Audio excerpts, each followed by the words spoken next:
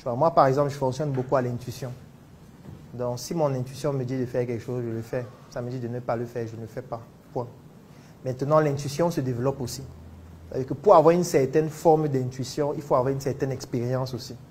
Parce que l'expérience développe davantage l'intuition.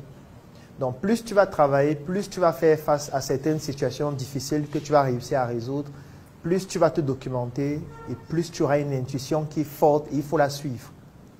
C'est important de suivre ton intuition. Et c'est important de te suivre toi-même parce que ça te permet d'assumer tes choix.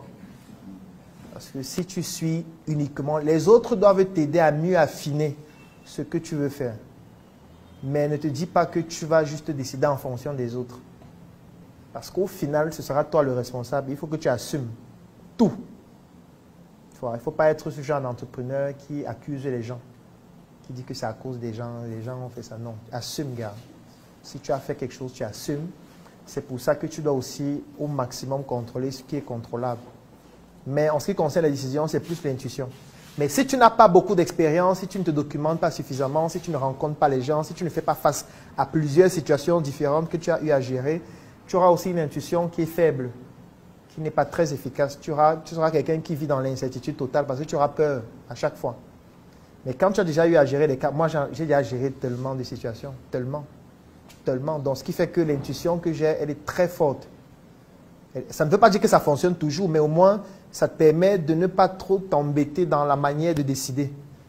Tu as plusieurs choix, mais tu as une intuition qui te dit on fait ça et on fait. Mais sauf que quand on fait, on évalue. On voit les résultats et puis ultérieurement, même si ça ne se produit jamais de la même façon à chaque fois, mais au moins on a déjà une étude de cas qui nous permet de savoir un peu comment nous orienter par rapport à des cas similaires qui pourraient revenir après. Donc je dirais l'intuition. Oui, micro? Oui, merci beaucoup. Je tenais d'abord à vous dire que je suis très content d'être là et j'ai beaucoup de chance de vous avoir rencontré aujourd'hui. C'est vraiment un honneur pour moi. J'avais deux questions. La première, c'est comment créer son lobby si on n'a pas déjà eu à faire au préalable ce que vous avez expliqué ici avec les amis, à l'école, les amis à l'école et tout et tout. Ça, c'est la première question.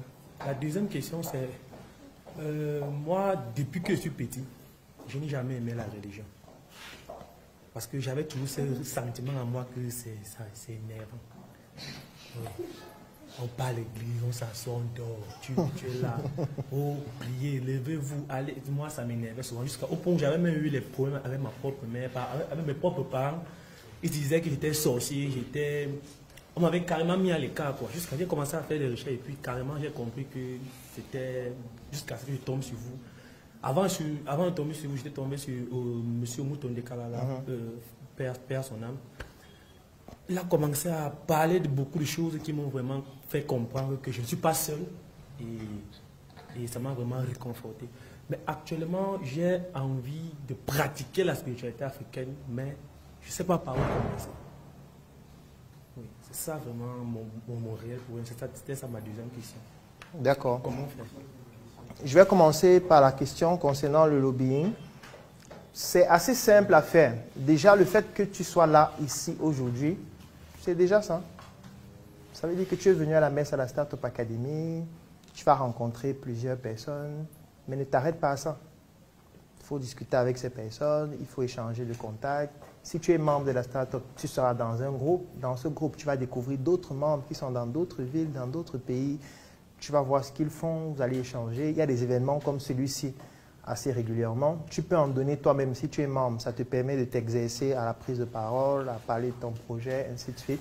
Donc, ce qui fait que déjà, rien que dans cette communauté, ça te permet de développer ton lobby. Tu vas voir des personnes qui sont dans le même secteur d'activité que toi, qui sont dans d'autres domaines. Tu vas suivre d'autres en ligne, ainsi de suite. Il y a d'autres événements à Douala, il y a des événements au NSC, il y a des événements que même d'autres organisent individuellement dans plusieurs endroits, même en ligne. Tu suis, ça te permet de rester connecté avec eux et d'avoir des contacts.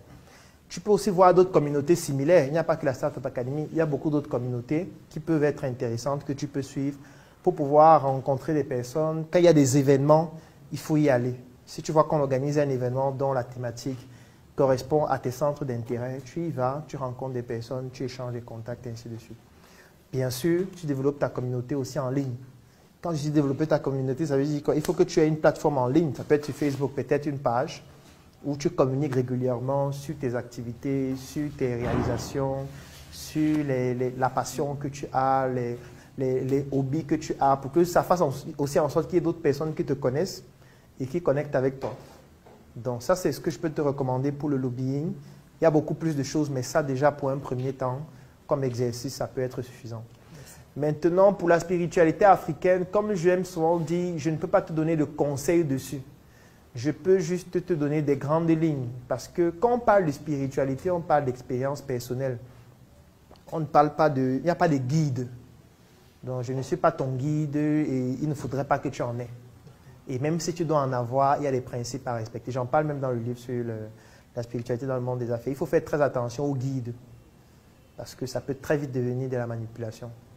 Donc, c'est pour ça que c'est bien que tu puisses avoir les outils et toi-même, à travers ces outils-là, comprendre et toi-même pratiquer. Et je vais donc te donner juste quelques éléments. Quand on parle de spiritualité, ça veut dire qu'il y a toi, il y a ceux qui gravitent autour de toi, il y a la nature. Point. Il y a toi, il y a ceux qui sont autour de toi et il y a la nature. Quand je parle de toi, j'en ai déjà parlé lorsque la dame m'a posé la question tout à l'heure. Ça veut dire qu'il faut que tu fasses un voyage intérieur. Il faut que tu te connaisses toi-même. J'ai pris l'exemple sur le nom, j'ai pris l'exemple sur l'arbre généalogique, j'ai pris l'exemple sur le quartier dans lequel tu as grandi, les expériences que tu as vécues, tes connaissances. Il faut que tu essaies de connaître le maximum sur toi.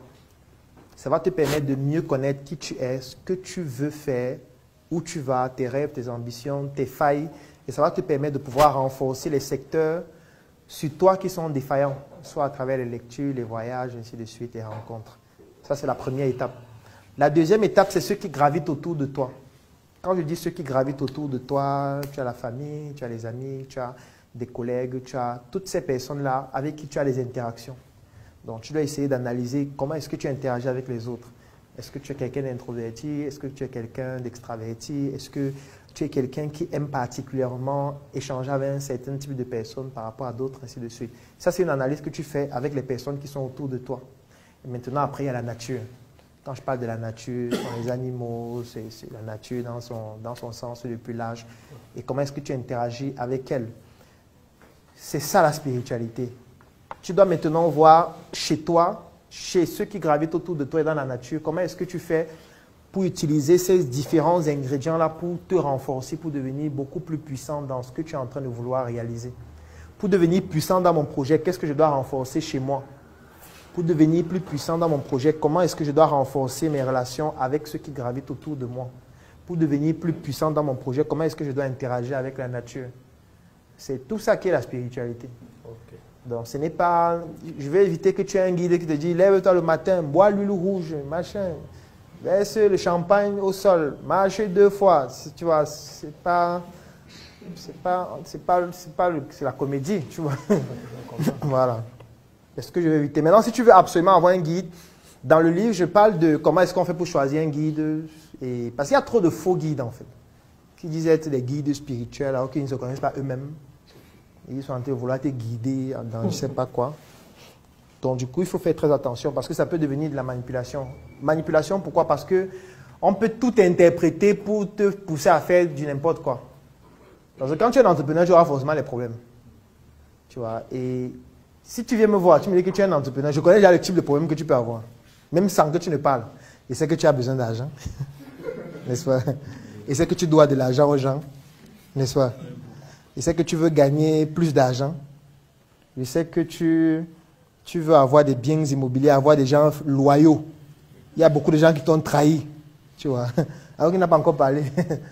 Et rien que sur cette base, il dit que bon, je connais ton traitement. Il faut l'encens. On va allumer l'encens chaque soir à la maison. Mais pas n'importe quel type d'encens. Il y a un type d'encens là. C'est vrai que il reste, j'ai encore quelques. C'est vrai qu'il n'y a plus beaucoup et les gens achètent beaucoup ça. Oui, il y a encore un là qui est disponible. C'est 71 000. C'est efficace. Tu vas allumer ça à la maison chaque soir. Voici un fil. Tu vas attacher ça sur tous tes enfants et sur toi aussi. Tu vas toujours marcher avec ça pendant 2 mois. Ce fil est spécial parce qu'il est fait en fibre de verre. Le fil, c'est 15 300 le fil. Il te faut 9. Et puis, voilà. Tu fais ça pendant 1 mois et tu reviens pour que j'évalue si ça marche. C'est pas tu fais, tu reviens. Tu te demandes, ça se passe comment? Tu dis que bon, c'est vrai qu'il y a un petit changement quand même. Voilà, c'est ça qu'il veut éviter. Il veut éviter ça, non. Pas, tu n'as pas besoin de ça. Ok, merci beaucoup. Comme Kalala, que tu suis beaucoup, disait, la spiritualité, c'est un peu comme le fait d'aller à l'auto-école et d'apprendre à conduire. Et puis par la suite, tu prends ton véhicule, toi-même, tu te mets au volant et tu conduis.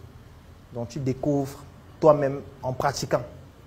Alors que la religion, c'est comme si tu entrais dans un bus et puis tu as un chauffeur. Tu ne sais pas où il part. Tu es juste assis à l'intérieur et lui il roule. Il ne fait que rouler, il fait les excès de vitesse, il double les gens en 4e position, il freine brusquement, machin et tout. Et puis chaque fois que tu veux ouvrir la porte pour sortir, on dit qu'il y a le démon. Si tu sors, le démon t'attrape une fois, tu vois. C'est ça la différence entre les deux. Bon, maintenant, à toi de choisir, est-ce que tu vas avoir ta propre voiture que tu conduis toi-même? Ou est-ce que tu veux rester dans un bus dans lequel l'incertitude va te guider toute ta vie? Et ça ne va jamais s'arrêter parce que tu auras toujours peur. Chaque fois que tu vas vouloir sortir du bus, on va te faire peur que le démon va t'attraper, le brûler en enfer et tout ça. Est-ce que ce n'est pas mieux d'être dans ta voiture? À tout moment, tu peux garer, t'arrêter à Makénéné, manger les prunes avec les safos avec le plantain, sucer les mangues avec les doigts, t'arrêter 2 heures avant de reprendre la route, au lieu d'être dans un bus où celui qui conduit fait ce qu'il veut. Et parfois, c'est même un homosexuel qui viole les enfants. C'est quand même dommage. Autre question? Je dis ça parce que c'est la réalité, non? Non, merci beaucoup. Si quelqu'un conteste, j'envoie le lien. Merci beaucoup. Il dit que ce n'est pas moi qui ai fait le documentaire. Oui, c'est sur France 2, Le poids du silence, YouTube. Ils ont désactivé les commentaires parce qu'ils savaient que ça devait exploser la toile. Ce n'est pas moi qui ai fait ça. Aujourd'hui, j'offre 3 mois d'accompagnement sur mesure gratuitement à tous les membres de la Startup Academy. La Startup Academy, c'est cette initiative qui a vu le jour en 2016 et qui est basée sur un trépied que nous appelons le trépied idéologique, qui comporte la sensibilisation en ce qui concerne l'entrepreneuriat, la formation sur tous les métiers et les secteurs d'activité qui tournent autour des opportunités d'affaires et enfin l'investissement dans des projets. Que vous soyez un débutant, un étudiant, un entrepreneur ou alors toute personne qui est intéressée par les affaires, durant cet accompagnement qui va durer 3 mois et qui est entièrement gratuit, vous allez bénéficier de notre retour d'expérience, de notre visibilité et surtout de nos stratégies qui vont permettre à votre projet de pouvoir décoller. Je vais laisser un lien dans la description de cette vidéo et en commentaire. Vous cliquez dessus, vous remplissez le formulaire pour pouvoir bénéficier en exclusivité de cet accompagnement gratuit sur mesure par rapport à votre activité qui va durer 3 mois. Rendez-vous à la Startup Academy.